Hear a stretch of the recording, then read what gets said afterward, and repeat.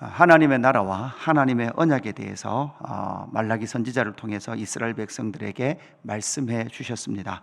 레위와 세운 생명과 평화의 언약이다 이렇게 말씀하셨습니다. 그리고 유다와 맺은 사랑의 언약이다 이렇게 말씀하셨고, 너희는 그 언약을 어겼다. 그 어긴 것은 제사와 제물과 절기를 대하는 태도로와 그들의 삶의 모습을 통하여 너희는 모든 그 언약, 여호와의 언약을 어겼다라는 것을 이 말라기 선지자를 통해서 말씀해 주셨습니다.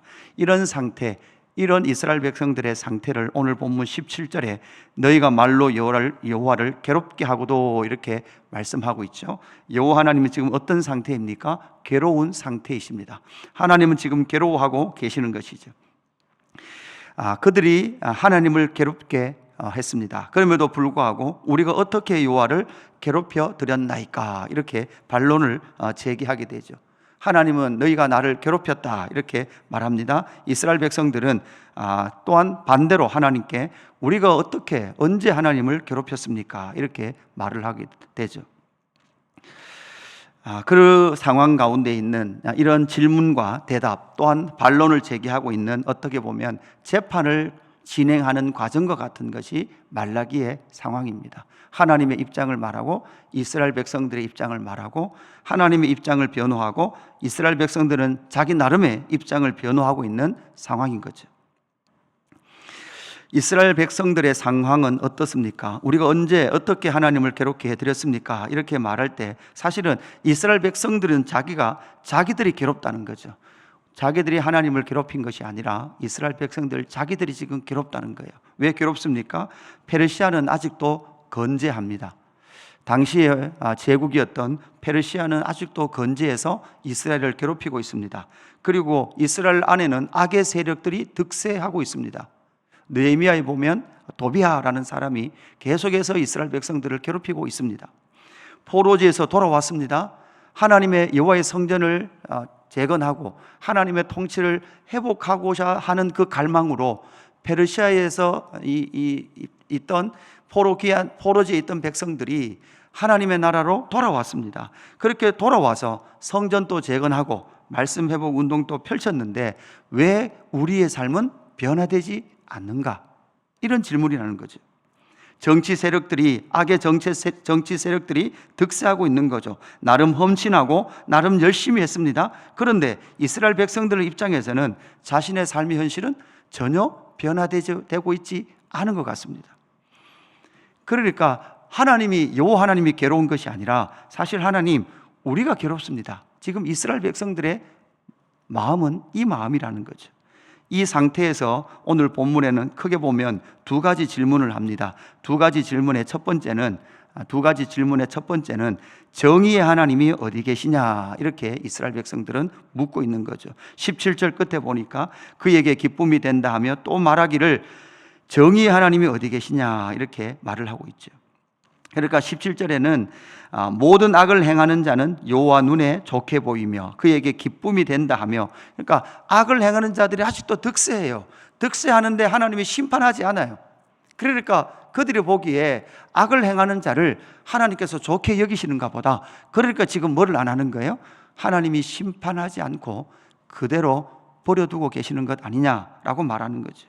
그래서 그들의 결론, 그들이 하나님 앞에 질문할 수밖에 없는 그들의 입장을 변호하며 다시 하나님을 공격하는 질문이 정의의 하나님이 어디 계십니까? 이렇게 물을 수밖에 없었던 거죠.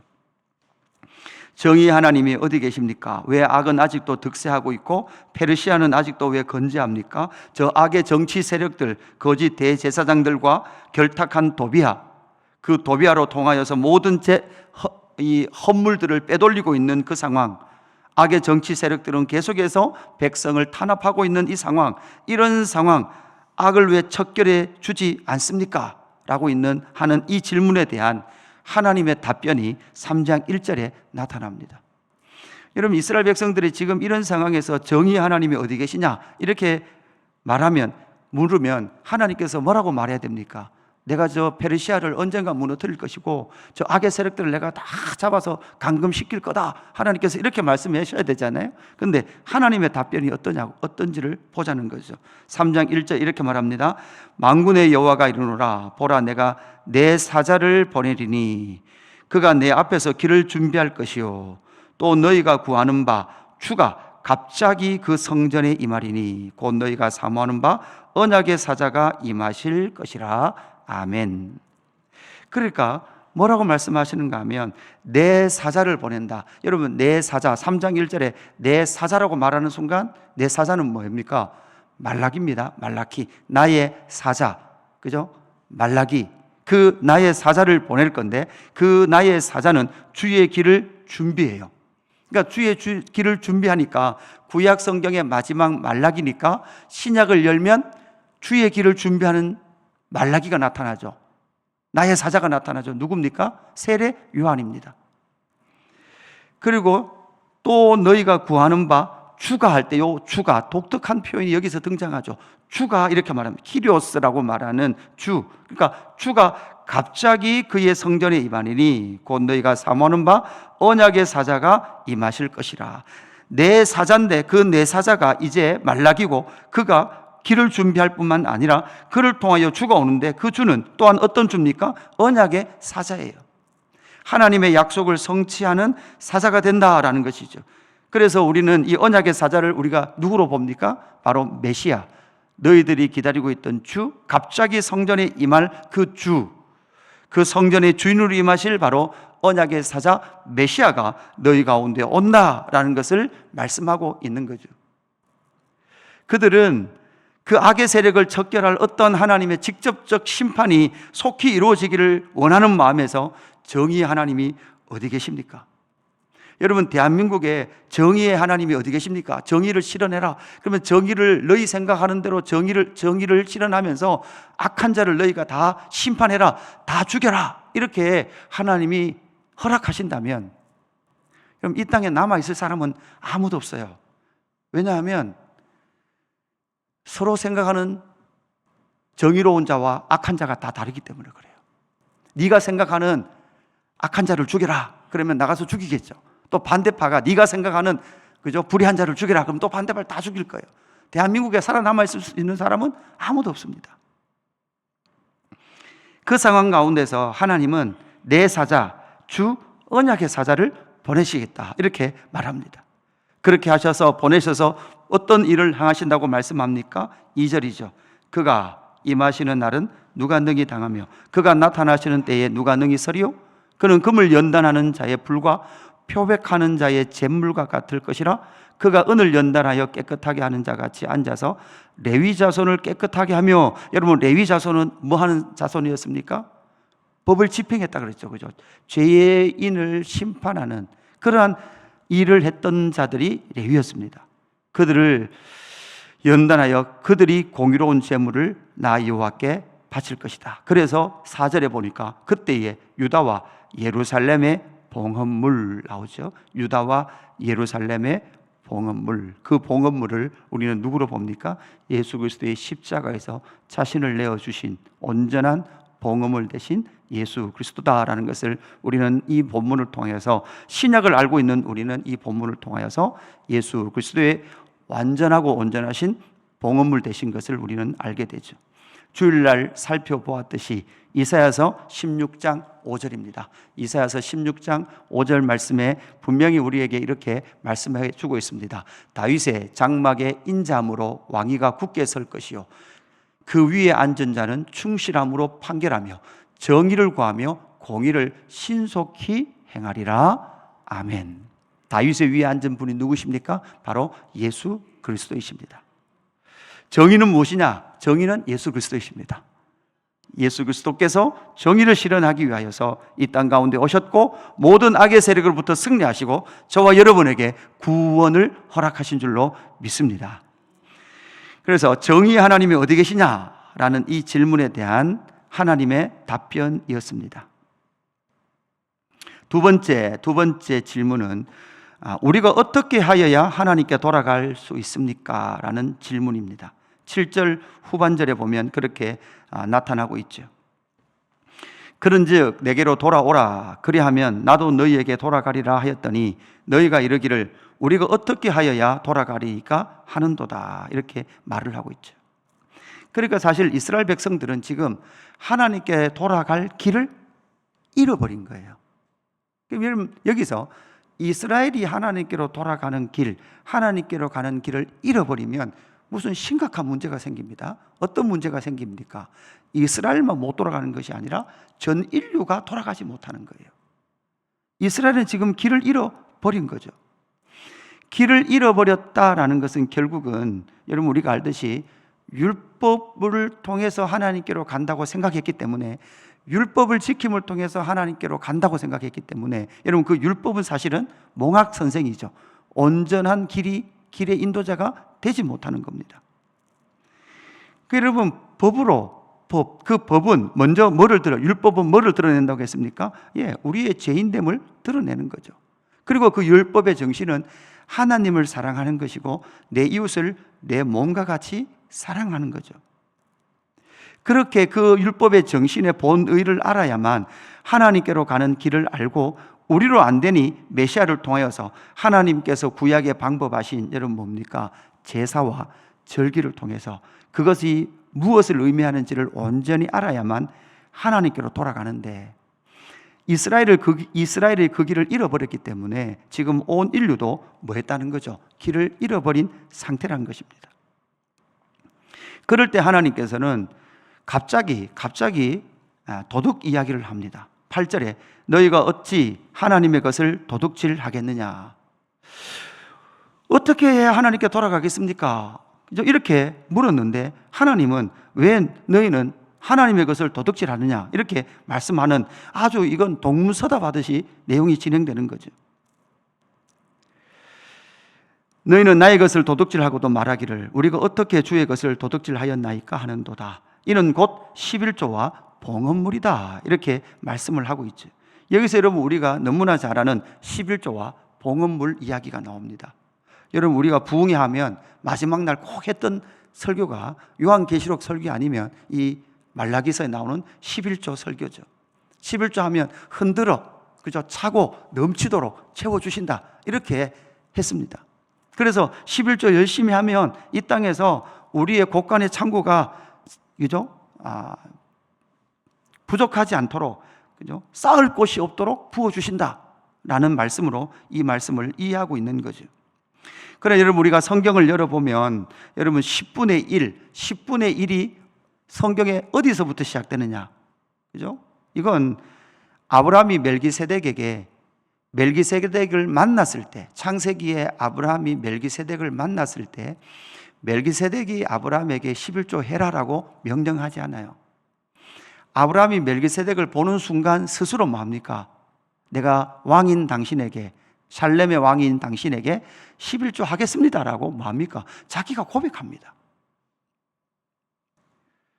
그 다음에 야곱이 베델에서 하늘 문이 열렸을 때 천사가 하늘에서 사다리를 타고 오르락 내리락 할 때 천상의 영광을 보니까 야곱은 마더라는 거죠.